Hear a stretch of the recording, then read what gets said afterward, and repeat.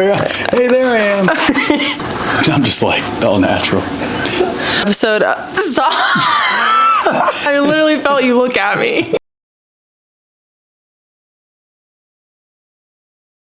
Hi guys, welcome back to another episode of Unfiltered with Jordan. My name is Jordan, and this is John Golden. John Golden. John Golden. I did not know your first actual name was John. Jonathan Golden. And today we're gonna talk about just get a little rundown of what Golden's been up to, what he's doing. Be very chill. Yeah, very chill. It's been It's been a very chaotic last 40 minutes of me finding my SD card, so it'll be chill. But okay, so let's get started. Wait, why do you go by Golden? You just like that more? It is my God-given legal last name. Okay, so that's just why you go by it. Yeah. You prefer that? I don't know who. Now I got professors calling me Golden, so I don't know what happened there. But all right, so what brought you? So tell me like a rundown of your last. So he's a 5th year in college. So give me the rundown of how you got to Farmville. That was a crazy story. Freshman year was at Christopher Newport. I was playing soccer for them and had surgery, so I went from a scholarship to a walk-on. 2020 with COVID, so I mean there wasn't much going on, much to do. Newport News is not the best area in the world, honestly. Yeah. So I used to go down there and stay at my house in Virginia Beach for a little bit, hang out with family, and I was like, I don't want to be here, so left. And then in 21, attended Richard Bland College, which is, or I guess it's a JUCO, but pretty much just get prereqs out of the way, and I did that. Did one semester in person, so I'd be driving like 45 minutes to Petersburg every day. I was like, this sucks. So I ended up doing the last semester online, moved to live in Virginia Tech with my friends, and that was an experience. I lived in a frat house for a little bit. I lived in Fox Ridge. I lived at the Pod, lived at the Retreat briefly, and just kind of hopped around with my buddies, DJ'd at parties, and kind of just hung out. And then I came to Longwood for Greek Week at Hampton Sydney with my friends, and ended up at the Pie Cap House here at Longwood, and made a bet with one of the brothers that I wouldn't come to Longwood, and I did come to Longwood, and now I'm in Pie Cap. Here we are, 5 years, 2 years later, 2.5 years later. But it's been fun. I mean, Longwood's been, I knew coming from CNU as a small school, so I knew going to another small school, I would definitely have to look at the market and say, if you're not getting involved in a small school, you're not doing it right, because that's the biggest thing. That's why people come to a small school, to get involved, to meet new people, get better opportunities. And hopefully I feel like I've done a good enough job with that. Yeah. But yeah, it's been nice to see, just meet all the cool people. The local music scene here has been awesome. It's been nice to get involved, and I think if I did end up at Longwood, I don't know what I'd be doing now, honestly. I have no idea. Definitely not music. Yeah, you definitely are involved in everything, considering I thought you lived here, full-time, year-round, local. She thought I was a town until she saw me walking on campus with my backpack. Yeah, no, I saw Golden walking on campus one day, and I was with my roommate Biggs, and I was like, is that the DJ? That's the DJ from Press Club. And she was like, oh my God, it is. And I was like, why does he have a backpack on? Is he going to class? And Biggs was like, no, I don't know. Actually, I don't know. And I was like, Golden, you go to school? And he was like, I'm a student. And I was like, what? And then he literally walked in the same building I was walking into. Classic. When you took that time in between and you were at Virginia Tech, it was Virginia Tech, right? Yep. Is that when you got into DJing? So I was DJing before I was at Tech. I was considering whether to go back to school or and drop out. I wasn't sure what I wanted to do. So while I was going to Richard Bland, I was working for a company called Black Tie Entertainment, which is based out of Stafford, up in Nova. I don't even know if that counts as Nova or not, but we were doing wedding DJs. So I went to Dover Hall. I'd travel in Virginia Beach, Richmond, Nova, western parts of Virginia, all over, just DJing weddings, bringing all my equipment and everything. And it was fun. I did the Science Museum of Virginia, which was a really cool show. Their whole dome inside would transform into a bunch of LEDs. So it was it was actually, I learned a lot about music, and that's what kind of kept me into hey, I want to pursue this. But then, it got to the point where you'd have to contract these gigs out 8 to 12 months in advance, and I didn't know what I'd be doing in a year. I didn't know if I wanted to go back to school or not. So that's when I kind of cut ties with them. I was like, hey, I don't want to commit to something this far out that costs $40,000, $50,000, $60,000, and I don't want to screw over people getting married or anything. So, but I definitely learned a lot. It was a great experience. I'm happy I did it, because it definitely helped me definitely going into DJing now and doing my own kind of personal contracting with it. So when you went into, so you started at Christopher Newport. When you were going into your freshman year, what did you think your 4 years were going to be like? Like, if you had to go back and think, like, in the moment when you got hurt, like, how did that perspective change, and, like, how'd you handle all that? It was not, college has not been what I expected it to be at all. Going into CNU, like, I went to, like, a private Christian high school, and my graduating class was 18 people. What? So I tell people, I'm like, yeah, I finished, like, 5th in my class, and they're like, oh, wow, you're really smart. I'm like, well, there's only 18 of us. 5 out of 18. I was, like, in the 20th percentile. But yeah, college was not your normal orthodox way of going through college. And I honestly, like, if I go back, I probably don't know what I'd be doing if I did stay there for 4 years. So I'm happy I ended up at the way I am. I was excited to go for soccer, and then I had my surgery. So I didn't get any of my senior year spring highlights out because we did 2 seasons a year. And so I was kind of going off my fall stuff, and I was like, this is great. And I was ready to play, or at least have surgery in your hand playing soccer. Yeah, when you were talking about that earlier, I was like, oh. I got clowned a lot. I was like, I don't want to make fun of him because I'm sure he's already heard it. The worst part was I broke it. I was a left midfield, and I was lined up playing against a kid, a foreign exchange kid. He was like 15 from like Poland, and so there's these 2 twins, and they're really, really good. But I kind of turned the wrong way and slide tackled him. My hand was under my leg, and I went like 3 days without getting it checked out. I'm like, okay, my hand's like black and purple. I can't like hold anything. I was like, maybe I should go. And I went to Bon Secours, and they're like, yeah, you need emergency surgery like now. Emergency surgery. My dad was in Chicago on a work trip. My mom was in she was in Iran or Jerusalem. She was in Jerusalem on a trip. So my little brother had to drive me to the hospital, and I just kind of fitted for myself for a few days. It was fun. It's one of those many life experiences. You're like, yeah, I just did that, and sometimes you survived. But yeah, I mean, coming to Longwood, I think this was definitely the best track for me. Being involved in everything, but if I wouldn't change anything for the world if I had to go back and do it again. Yeah, I got a lot of friends here. A couple of people don't like me that much, and that's everywhere. But you gotta make the best you don't of like it. everyone either. So no, I don't. No, yeah, I do so not. I can't. Especially Thursday, Friday, Saturdays. Jeez. Okay. Yeah. I was happy with it. And then how did you? So I've always wondered, like, when you DJ, I don't understand it, but I like want to learn how to do it so bad because I just feel like that's my scene. Yeah. But like, how do you, like, what's like the process of like preparing for an event? Like, what do you have to do? So, well, let me just give a plug here and say, no one here has really ever seen me DJ before with the turntables and the boards and everything. But because because I was like, there's no way that, I was like, I feel like he does it like in another way. Like, I feel like there's more to it than just the whole like picking out the music and stuff. Because like I've seen like Xandra and like John Summit and all them, and I'm like, I think that's more of like his that's his like end goal. Yeah, be like that. But come out to a Longwood basketball game and you'll see me play for real because I just got all my equipment back. So okay, let's go. There's 2 different types of DJing. There's obviously live mixing, and then there's pre-mixing. So I used to do a lot of pre-mixing. When I DJ'd the field hockey, the game for them earlier this year, I pre-mixed it. What that means is pretty much you sit at home and you'll have everything live on the board, and you'll just plug it into a USB and pre-mix all your transitions.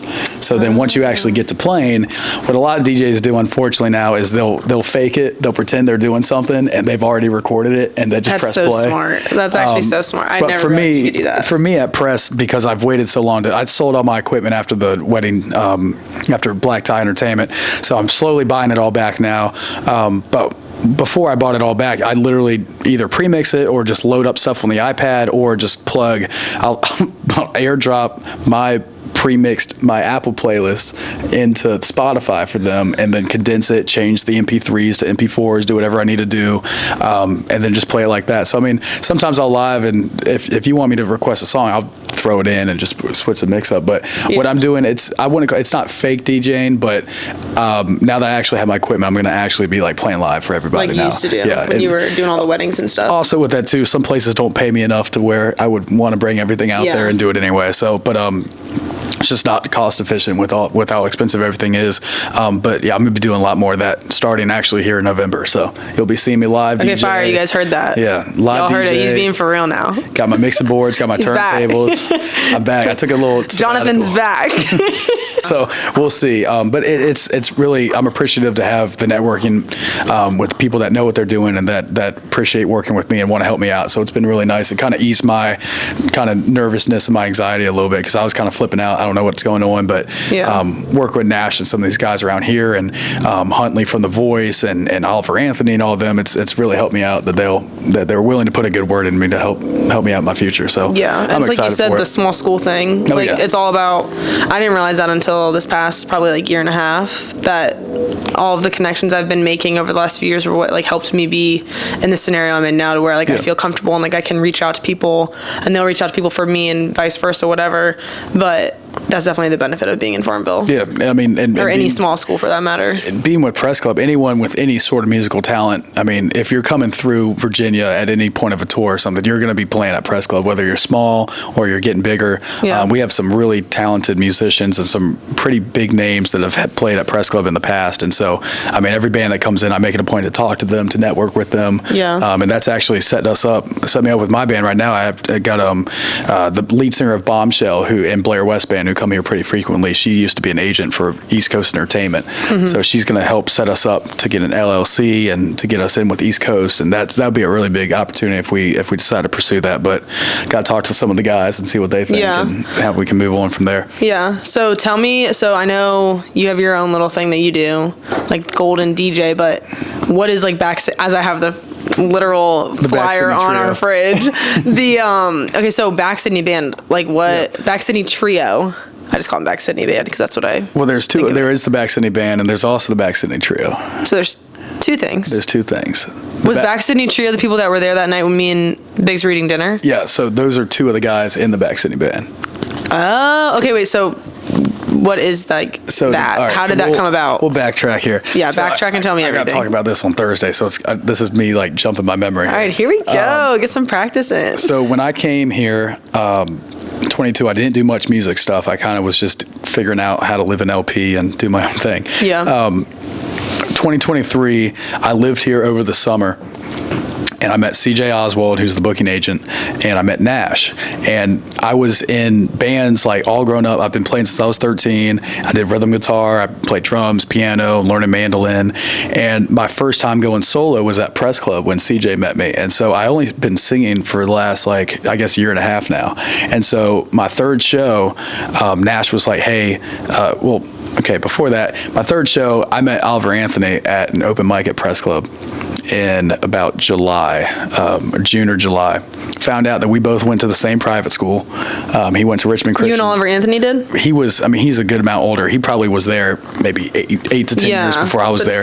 But it's still cool to see us. And his rhythm guitar player, Joey, I was in a band with his best friend back in the day, and he also went to Richmond Christian. Okay. So that was pretty cool to see there. And he's like, hey, man, like, you sound great. Like, we'll get something happening.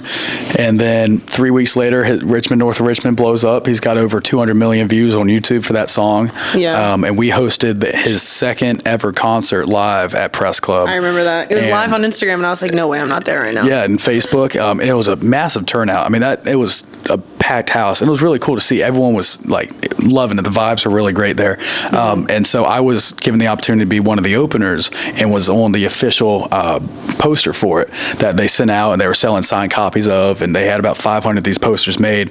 And that's what set me up for music. I was getting people sending me their bar business cards, their personal business cards. They were like, oh, can you play this, this, and this? And I was like, okay. So did about a 45-minute set at the end of that night, and that's what set me up. I met Ben, who's one of our Back Sydney Trio guys, and he's a Back Sydney Band. Met him in open mic, performed at Longwood's Battle of the Bands with him. We won it. And then he said, hey, I got these guys from Hampton, Sydney that want to start a band. Are you in? And I was like, I go to Longwood, man. I don't know if I can work with Hampton, Sydney guys, because that's when there was still like the stigma around it. But got with them. Yeah. So are all you guys leaving after this year probably? Are there any younger guys on the group? our drummer Holt's going to stay. He's the physics professor at Hampden-Sydney. Okay. Hayden plays fiddle and harmonica. He'll stay. And Cade is our bass player, banjo player. He'll stay. But me, Ben's already graduated last year. He's just coming back to work and still work at the band. And I believe Ike's graduating as well with me in May. So we're going to see what we can do. I want to make it big time. I mean, we're doing 3-4 shows a week now, which is what I love doing. I want to do as many as I can. Yeah. So I got to see what the other guys are feeling, how much they want to play and what their intentions are. But I know me and Ben are ready to go, and I think Hayden's on board with that too. So that's when we kind of created the Back City Trio. Whenever we're home for summer, for Christmas breaks, we kind of live the most central to Richmond. Yeah. So the three of us kind of travel around and just play and open up for other people, and that's so cool. Get some more exposure, because Richmond is a great market, and that's something we're trying to kind of hit into now. So on top of all that, you're a frat president. Yeah. That's done in November too. Thank God. Yeah. Man, that's so just one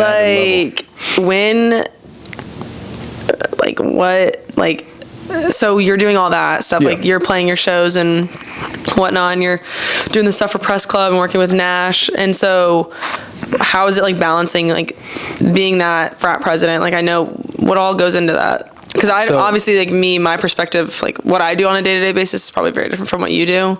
Like, I don't know what all those responsibilities are. You get up a lot earlier than I do. Well, yeah, that's just because you have 6 a.m. practice. It doesn't have to be at 6 a.m., but it is. So yeah, when I got here in 22, that whole year, 22 to 23, I guess fall of 22 towards May of 22, I was just strictly with the chapter. I rushed, pledged, and got initiated in that first semester. I transferred, and then from there I actually served on the Interfraternity Council, which is 7 representatives of all of fraternities, and we're the ones that we're kind of like the judicial board. I served as the recruitment vice president, and so I did that, helped with the recruitment, and then second I got done with that, and for IFC, I put my name in the hat to be president of the chapter, got nominated, and I've been serving for about a year now. So pretty much my entire time at Longwood, I've been in some sort of leadership capacity with Greek life, which has been awesome. But now we're kind of coming to a point where I'm a 5th year student. It's the younger guys are kind of taking charge now, which is totally fine. So I just want to make sure I'm leading them on the right path. It's been fun going to Supreme Chapters as our national convention every year, and a lot of chapters do this as well, but ours was in Baltimore in July, and there were every single chapter of PICAT was there, and so there's about 176 chapters with 2 representatives per chapter, and a whole bunch of alumni from across the U.S. So we had about 500 people there, and it was super cool just to meet people from. I'm meeting guys from Ole Miss, I'm meeting guys from Boston College, from Auburn, from Alabama, from Texas, from Roanoke. So it was really cool just to see that and see people that are like-minded but come from so many different backgrounds. And we even have a chapter we're forming in Germany right now, and we have students from the UK that are PICAT brothers. Oh, wow. Wait, so that means, so in high school, did you do any music stuff? I mean, I know you said you've been playing for like a little bit, but did you ever think you would want to end up doing what you're wanting to do now back then? So I started when I was 12 or 13, playing out drums, and I used to travel around different churches playing with them and joining different people in different groups. But what was cool about Richmond Christian was that we had our own, it was called our praise band. It was a class, which is kind of cool. And it was just there was a lot of really talented people in my grade, and a little bit older than me, a little bit younger than me. And so we just kind of turned that praise band into our own type of thing. I mean, we played gospel, we played heavy metal, we played country, rock, whatever we wanted to do. And then on Thursdays, we got to perform for the whole student body when we had like our chapel time.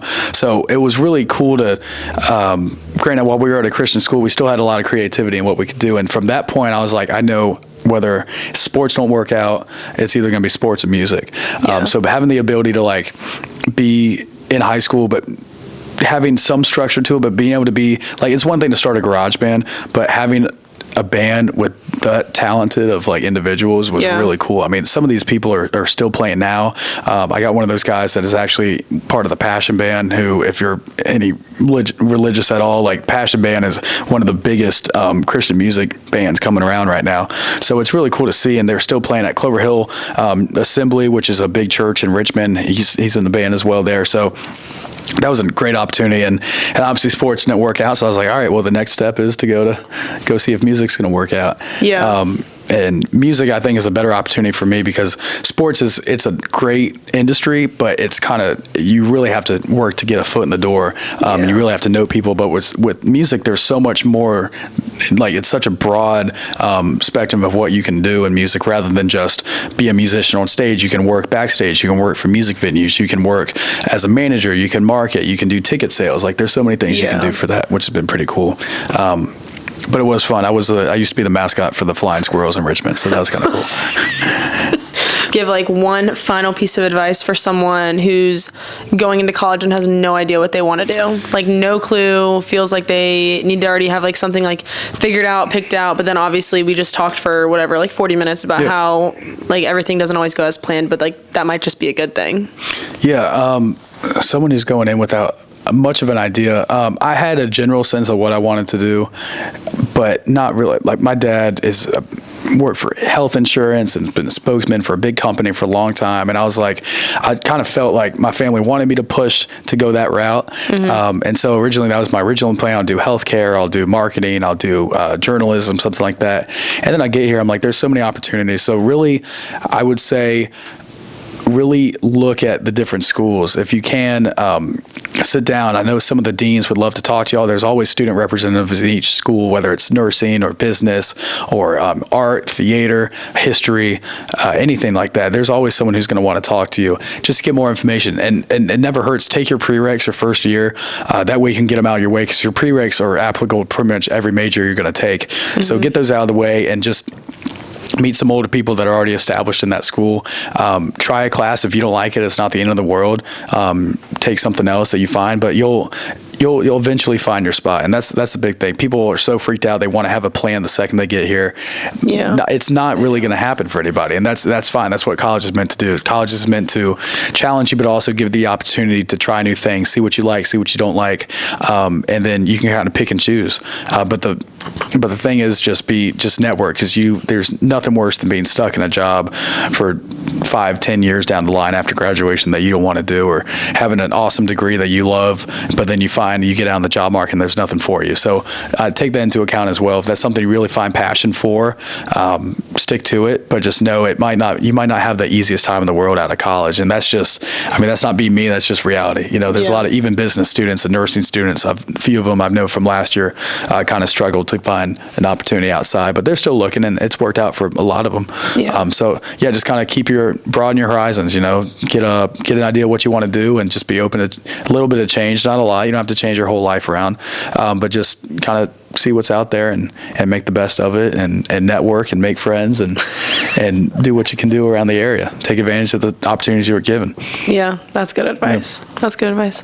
Want to plug your people? I'll plug your people. A little self-promo? We have Back City Band. We got a couple shows coming up. Follow us on social media. Instagram specifically at Back Sydney Band.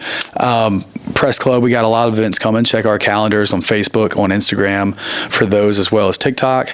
And other than that, basketball season's coming for Longwood basketball, men's and women's. So we're excited to see y'all there. We got some really cool things coming up for them. There's myself, along with 3 or 4 other DJs, will be live performing at the game. So we really want to bring the experience to the student body and the student section and Lancer Lunatics, as well as Lancer Madness. So we want to really have them involved, and we're excited to see what we can bring y'all for these next upcoming events this next couple months. So get ready for basketball season, get ready for Press Club, get ready for the band, because we got some cool stuff coming this spring.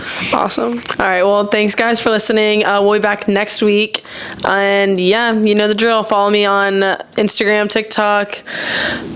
What's the other one? It's Instagram, TikTok. Send her a fax. What's my other one? It's Instagram, Facebook? TikTok. No. Kick, YouTube. LinkedIn? Oh my God. Oh. All right, y'all know the drill. Follow me on YouTube, TikTok, and Instagram, Unfiltered with Jordan. And yeah, we'll see you next week. Awesome. And you guys will maybe see Golden if you show up. You'll to all see this me stuff. Campus. You'll definitely see him somewhere. So you might not know it's me, but if it's me, him. Kid with the backpack on. It's Golden. Going to class. Goodbye, everybody. Bye, guys.